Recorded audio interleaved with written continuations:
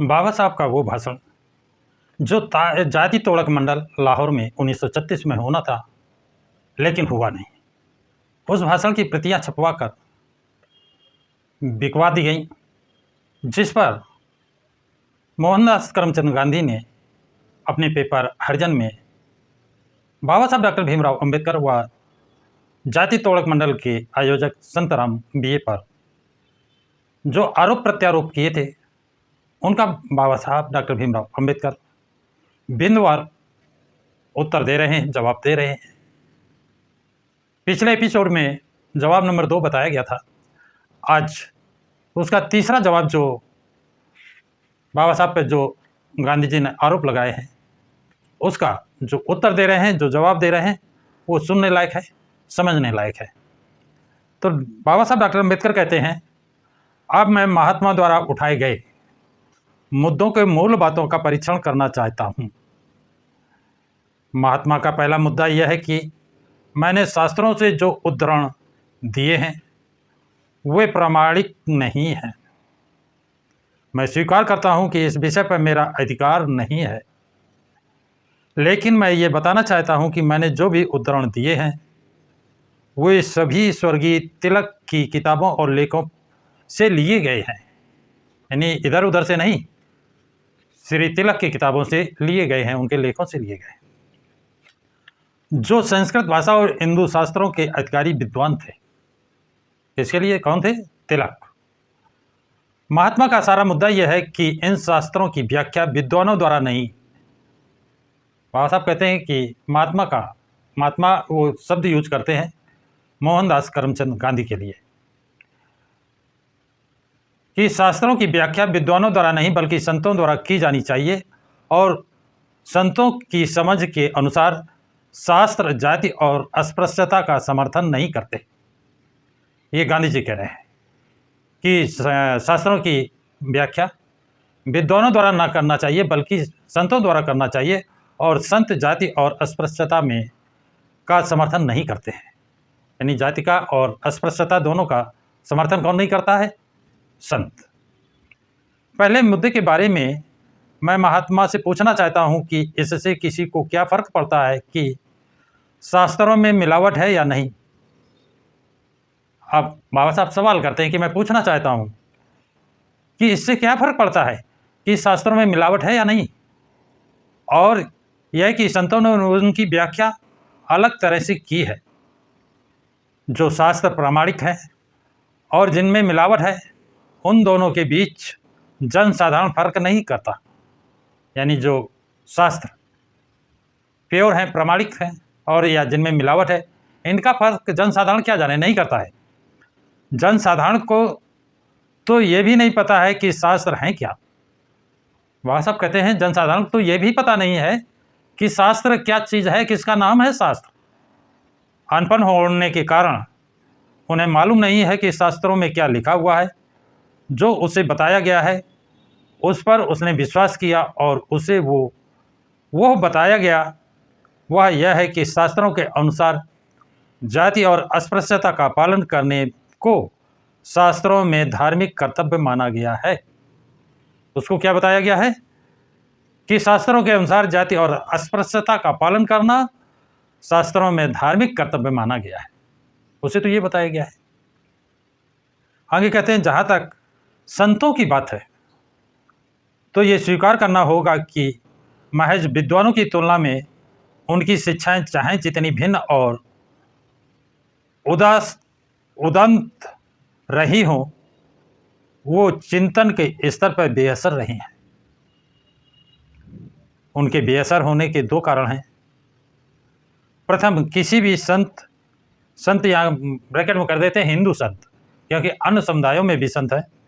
हिंदू संत ने जाति प्रथा पर हमला नहीं किया है। कहते हैं कि हिंदू संतों ने जाति प्रथा पर हमला नहीं किया है। इसके विपरीत वो जाति व्यवस्था के प्रचंड समर्थक थे। जो हिंदू संत हैं उन्होंने, कहते हैं, जाति प्रथा पर कभी प्रहार नहीं किया है, हमला नहीं किया है, उसका विरोध नहीं किया है, बल्कि वो जाति व्यवस्था के प्रबल प्रचंड समर्थक थे। वो जाति व्यवस्था के द्योतक थे, समर्थक थे। उनमें से अधिकांश जिस जाति के थे उसी जाति में जीने और उसी जाति में मरे। जो संत थे अधिकतर जो जिस जाति का था उसी जाति में उसने जीवन यापन किया, उसी जाति में उसकी मृत्यु हुई, मरा। ब्राह्मण के रूप में अपनी हैसियत के प्रति ज्ञानदेव इतने अनुरक्त थे कि वो जब पैठान के ब्राह्मणों ने उन्हें अपने समुदाय में शामिल करने से मना कर दिया, यानी पैठान के ब्राह्मणों ने ज्ञानदेव को, जो ब्राह्मण थे, उनको अपने समुदाय में शामिल करने से मना कर दिया, तब ब्राह्मणों के बीच ब्राह्मणों के रूप में मान्यता पाने के लिए उन्होंने जमीन आसमान एक कर दिए थे।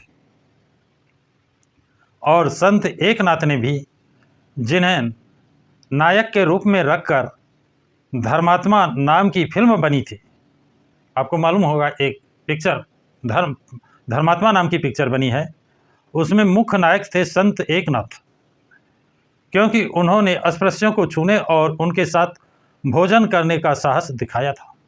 किसने? कौन से संत? संत एकनाथ।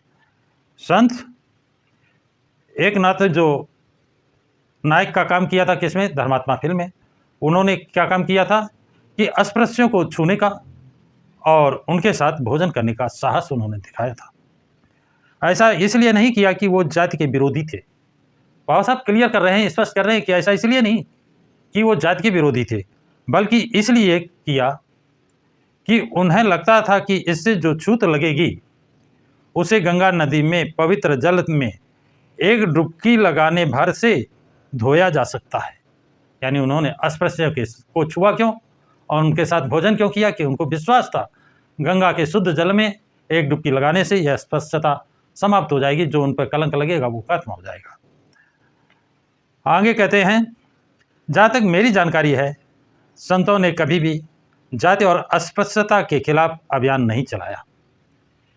बाबा साहब कहते हैं किसी भी संत ने मेरी जानकारी में जाति खत्म करने के लिए, अस्पृश्यता समाप्त करने के लिए कोई अभियान नहीं चलाया है।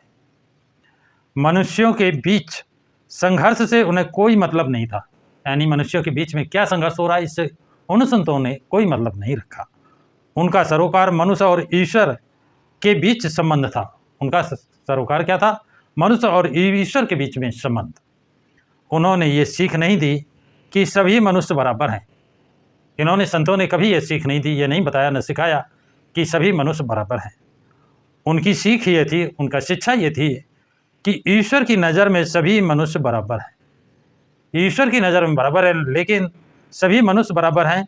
मनुष्यों की निगाह में मनुष्य सभी बराबर हैं, ये कभी उन्होंने कहा, बल्कि उन्होंने कहा, उन्होंने शिक्षा दी कि ईश्वर की निगाह में सभी मनुष्य बराबर हैं। एक निहायत भिन्न और हानि रहित प्रस्ताव, जिसकी शिक्षा देने किसी के लिए भी कठिन और जिसमें विश्वास करना किसी के लिए भी खतरनाक नहीं हो सकता है। संतों की शिक्षाओं के बेअसर होने का दूसरा कारण यह है, बाबा साहब कहते हैं संतों की शिक्षाएं बेअसर क्यों हुई, उसका दूसरा कारण भी बताते हैं। उनका कहना है कि जनसाधारण को ये सिखाया गया कि संत जाति को तोड़ सकते हैं, पर वो सामान्य लोग नहीं। क्योंकि उनको जनसाधारण को क्या बताया गया, उनको क्या सिखाया गया कि संत जाति तोड़ सकते हैं पर सामान्य लोग नहीं। लेकिन जनता जनार्दन सामान्य लोग जाति नहीं तोड़ सकते, संत तोड़ सकते हैं।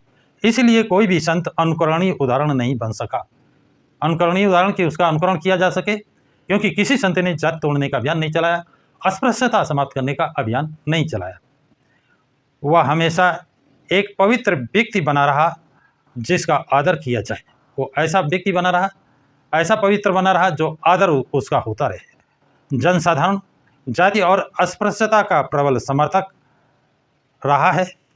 अब जनसाधारण जो है, क्योंकि उसे तो जाति और अस्पृश्यता सिखाई गई है, इसलिए जनसाधारण जाति और अस्पृश्यता का प्रबल, बहुत ज़्यादा मजबूत समर्थक रहा है। इससे पता चलता है कि संतों की पवित्र जीवन और उनकी महान शिक्षाओं का उनके जीवन और आचरण पर शास्त्रों की शिक्षाओं की तुलना में कोई असर नहीं पड़ा। बड़ी क्लियर बात उन्होंने कहा है। संतों का कोई अभियान ऐसा नहीं रहा है जाति तोड़ो या अस्पृश्यता हटाओ का। वो सिर्फ अपने को पवित्र बनाए रखा और आदर पाने का उनका लक्ष्य रहा। उन्होंने शास्त्रों की शिक्षाओं की तुलना में कोई असर नहीं पड़ा। यानी उनकी जो शिक्षाएं थी उनके शास्त्रों के, उस पर कोई असर नहीं पड़ा। इस प्रकार इस बात में कोई संभावना नहीं मिलती कि ऐसे संत थे या कोई महात्मा है, कि वो संत थे या महात्मा है जिसने शास्त्रों की व्याख्या कुछ विद्वानों या बहुत सारे अज्ञानियों की तुलना में अलग ढंग से की है। यानी जो व्याख्या की है वो विद्वानों या अज्ञानियों की तुलना में अलग है उनकी।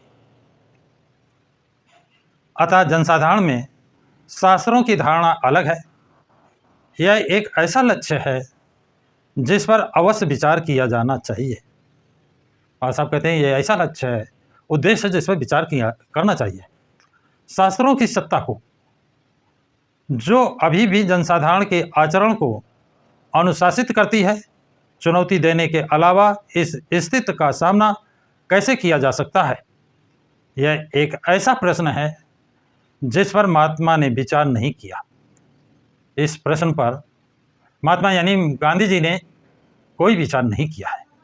लेकिन जनसाधारण को शास्त्रों की शिक्षाओं से मुक्त कराने के प्रभावशाली साधन के रूप में महात्मा जी भी योजना सामने रखते हैं।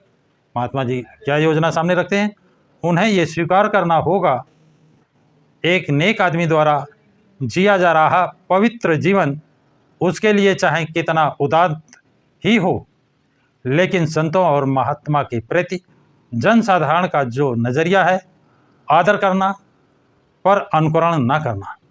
जनसाधारण संतों का आदर करता है लेकिन उनका अनुकरण ना करना, उससे बात बनने वाली नहीं है। गांधी जी के विषय में बाबा साहब ने बड़े स्पष्ट कहा, उन्होंने उस बिंदु को छुआ ही नहीं है। तो साथियों, अगला बिंदु अगले एपिसोड में बताएंगे। ये जानकारी आप लोगों को कैसी लगी है इसमें कमेंट्स बॉक्स में कमेंट ज़रूर लिखें तथा इस वीडियो को लाइक और शेयर करें।